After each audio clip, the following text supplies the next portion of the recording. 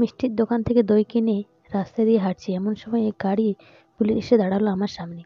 গাড়ি থেকে নেমে কয়েকটা পুলিশ সোজা বন্দুক আমার দিকে করে বলল, এই প্যাকেটের মধ্যে কি আছে এক্ষুনি বের করুন, না হলে আপনাকে গুলি করতে বাধ্য হব। ভয়ে আমার হাত পা কাঁপছে। সকাল সকাল এই কি বিপদে পড়লাম রে বাবা। ভয়ে ভয়ে বললাম, স্যার এর মধ্যে গোড্ডার দই আছে।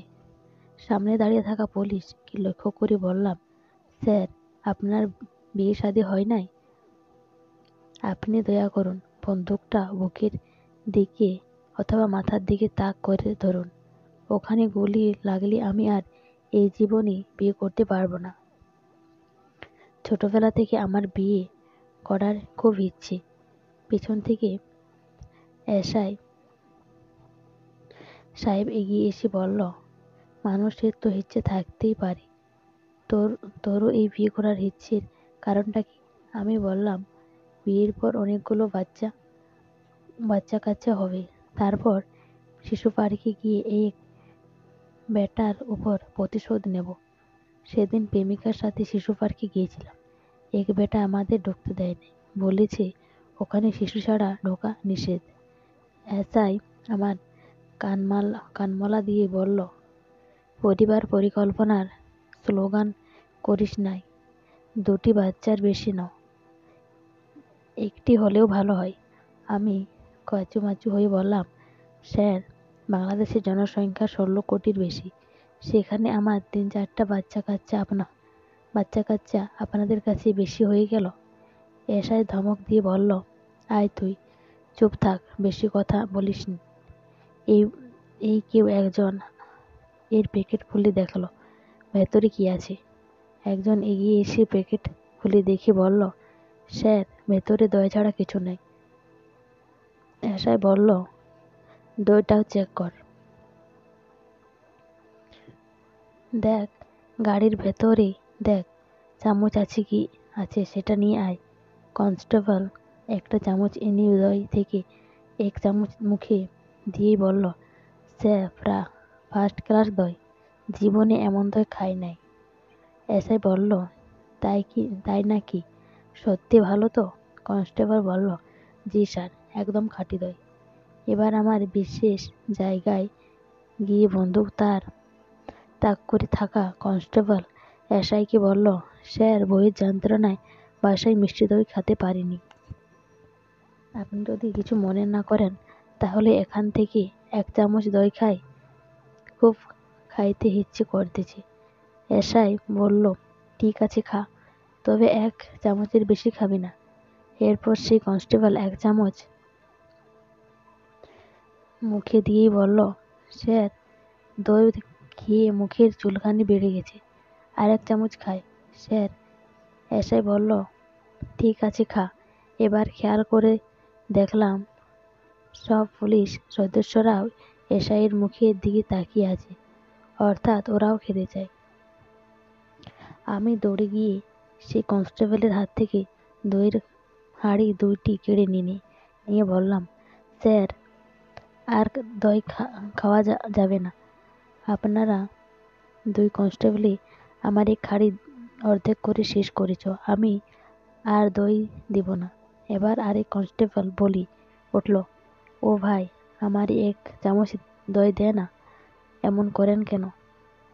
আমি রেগে গিয়ে বললাম, দেখেন ভাই, আমার আব্বা আমাকে এমনি বিশ্বাস করে না, ভাববে আমি রাস্তায় দই খেয়ে হাঁড়ি খালি করেছি।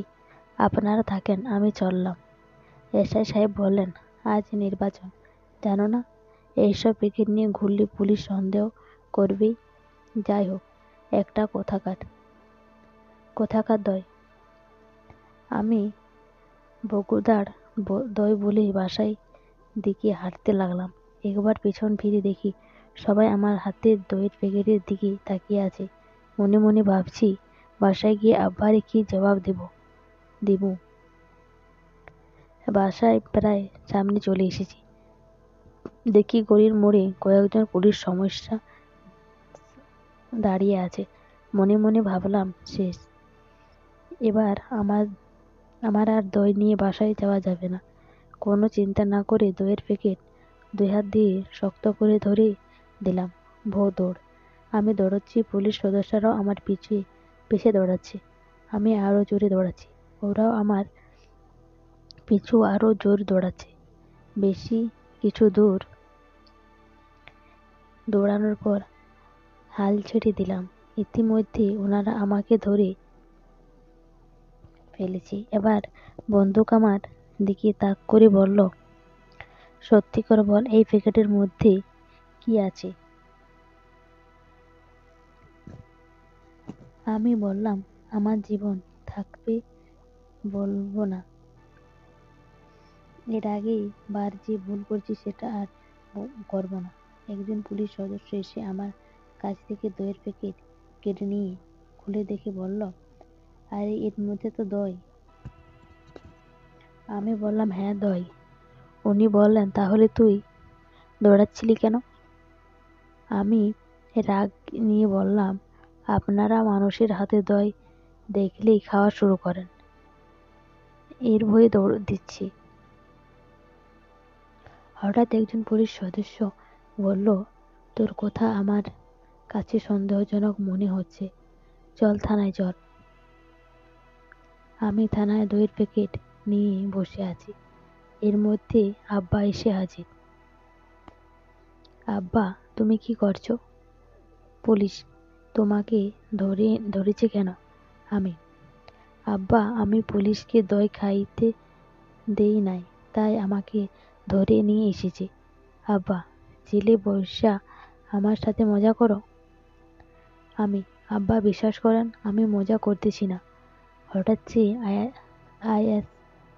এসআই এসে বলল, আরে তুই এইখানে কেন? আয়েশ আর আব্বাকে ভোরের ঘটনা সব খুলে বলতে আয়েশ বলল, তোকে মুক্তি দিতে পারি এক শর্তে। আব্বা বলেন, কি শর্ত আয়েশ সাহেব? এসআই বললেন, দইয়ের হাঁড়ি দুটো আমাকে দিতে হবে, না হলে সারাদিন জেল খাটতে হবে। আব্বারে বললাম, আব্বা, আমার 7 দিন জেল খাটতে কোনো সমস্যা নাই, আপনি দইয়ের হাঁড়ি দুইটা নিয়ে যান। আব্বা আমাকে ধমক দিয়ে বলল, তুই চুপ থাক হারামজাদা। এসআই সাহেব, হাঁড়ি দুইটা আপনি রাখেন, তবু আমার ছেলেরে ছাইড়া দেন।